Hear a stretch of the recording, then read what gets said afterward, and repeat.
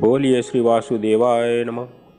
भक्तों, आज बात करेंगे हम रमा एकादशी के बारे में, उसकी व्रत कथा, साथ में जानेंगे वो कब आती है।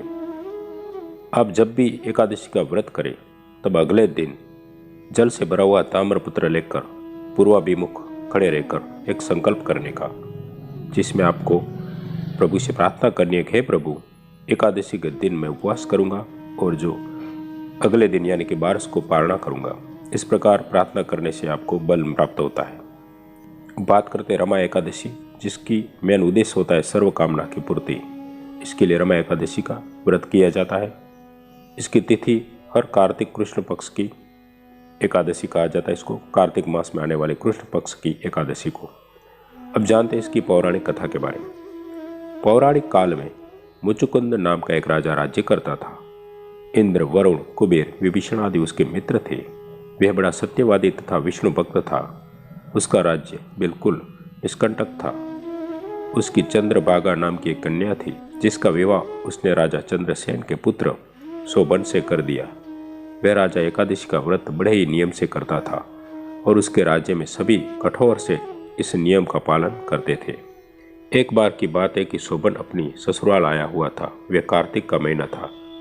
उसी मास में महापुण्यदायिनी रमा एकादशी आ गई। इस दिन सभी व्रत रखते थे। चंद्रभागा ने सोचा कि मेरे पति तो बड़े कमजोर हृदय के हैं, वे एकादशी का व्रत कैसे करेंगे, जबकि पिता के यहाँ तो सभी को व्रत करने की आज्ञा है। मेरा पति राजाज्ञा मानेगा तो बहुत कष्ट पाएगा। चंद्रभागा को जिस बात का डर था वही हुआ। राजा ने आदेश जारी किया कि इस समय उनका दामाद राज्य में पधारा हुआ है, अतः सारी प्रजा विधान पूर्वक एकादशी का व्रत करे। जब दशमी आई तब राज्य में ढिंढोरा पिटा।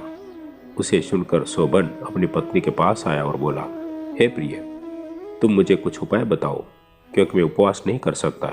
यदि मैं उपवास करूंगा तो अवश्य मर जाऊंगा। पति की बात सुन चंद्रभागा ने कहा, हे स्वामी, मेरे पिता के राज्य में एकादशी के दिन कोई भी भोजन नहीं कर सकता। यहाँ तक कि हाथी, घोड़ा, ऊंट, पशु आदि भी तृण, अन्न, जल आदि ग्रहण नहीं करते। फिर भला मनुष्य कैसे भोजन कर सकते हैं? यदि आप उपवास नहीं करेंगे तो किसी दूसरे स्थान पर चले जाइए, क्योंकि यदि आप यहाँ रहेंगे तो आपको व्रत तो अवश्य ही करना पड़ेगा। पत्नी की बात सुन शोभन ने कहा, हे प्रिय, तुम्हारी राय उचित है, परंतु मैं व्रत करने के डर से किसी दूसरे स्थान पर नहीं जाऊंगा। अब मैं व्रत अवश्य ही करूंगा, परिणाम चाहे कुछ भी क्यों न हो। भाग्य में लिखे को भला कौन टाल सकता है। सभी के साथ शोभन ने भी एकादशी का व्रत किया और भूख और प्यास से अत्यंत व्याकुल होने लगा। सूर्य नारायण भी अस्त हो गए और जागरण के लिए रात्रि भी आ गई। वह रात शोभन को असहनीय दुख देने वाली थी। दूसरे दिन सूर्योदय होने से पूर्व ही भूख प्यास के कारण शोभन के प्राण पंखेर उड़ गए।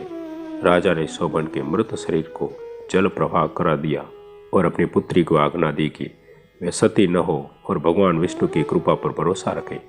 चंद्रभागा अपने पिता की आज्ञानुसार सती नहीं हुई। वे अपने पिता के घर रहकर एकादशी के व्रत करने लगी।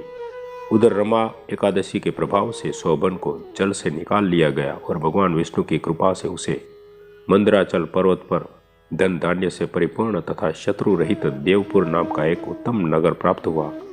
उसे वहां का राजा बना दिया गया। उसके महल में रत्न तथा स्वर्ण के खंभे लगे हुए थे। राजा शोभन स्वर्ण तथा मणियों के सिंहासन पर सुंदर वस्त्र तथा आभूषण धारण किए बैठा था। गंधर्व तथा अप्सराएं नृत्य कर उसकी स्तुति कर रही थी। उस समय राजा शोभन मानो दूसरा इंद्र प्रतीत हो रहा था। उन्हीं दिनों मुचुकुंद नगर में रहने वाला सोमशर्मा नाम का एक ब्राह्मण तीर्थ यात्रा के लिए निकला हुआ था।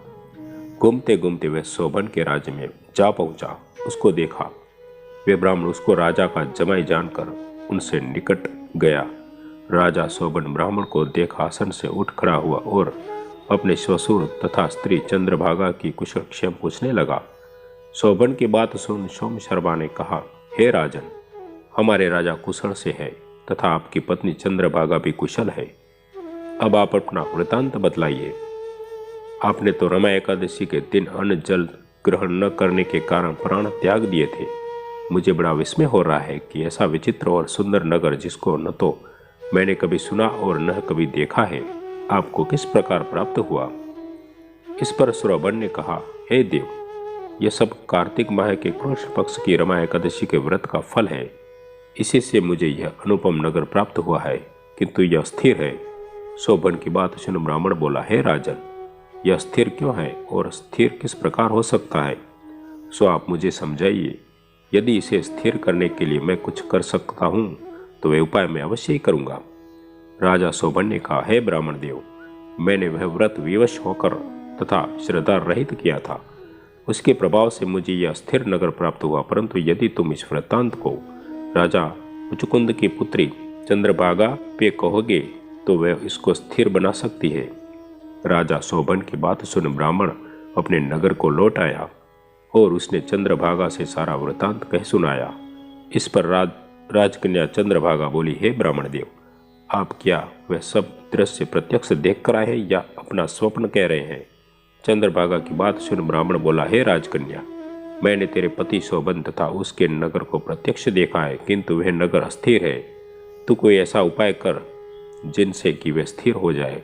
ब्राह्मण की बात सुन चंद्रभागा बोली, हे ब्राह्मण देव, आप मुझे उस नगर में ले चलिए, मैं अपने पति को देखना चाहती हूँ।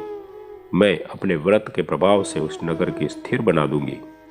चंद्रभागा के वचन को सुनकर ब्राह्मण उसे मंदराचल पर्वत के पास वामदेव के आश्रम में ले गया। वामदेव ने उसकी कथा को सुनकर चंद्रभागा का मंत्रों से अभिषेक किया। चंद्रभागा मंत्रों तथा व्रत के प्रभाव से दिव्य देह धारण करके पति के पास चली गई। शोभन ने अपनी पत्नी चंद्रभागा को देखकर उसे प्रसन्नतापूर्वक आसन पर अपने पास बैठा लिया। चंद्रभागा ने कहा, हे स्वामी, अब आप मेरे पुण्यों को सुनिए। जब मैं अपने पिता के घर में 8 वर्ष की थी तभी से मैं सवेदी एकादशी का व्रत कर रही हूँ। उन्हीं व्रतों के प्रभाव से आपका यह नगर स्थिर हो जाएगा और सभी कर्मों से परिपूर्ण होकर प्रलय के अंत तक स्थिर रहेगा। चंद्रभागा दिव्य स्वरूप धारण करके तथा दिव्य वस्त्रालंकार से सजकर अपने पति के साथ सुखपूर्वक रहने लगी। हे अर्जुन, यह मैंने रमा एकादशी का महात्म्य कहा। जो मनुष्य रमा एकादशी के व्रत को करते हैं उनके सभी पाप नष्ट हो जाते हैं। जो मनुष्य रमा एकादशी का महात्म्य सुनते हैं वे अंत समय में विष्णु लोक को जाते हैं। इस प्रकार रमा एकादशी व्रत की कथा शास्त्रों में बताई गई है। दोस्तों, आशा करता हूँ वीडियो आपको पसंद आई होगी। ऐसी और भी कथाएं सुनने के लिए हमारे चैनल को सब्सक्राइब कर दीजिए। तो मिलते हैं ऐसी और वीडियो के साथ, तब तक के लिए जय श्री कृष्ण।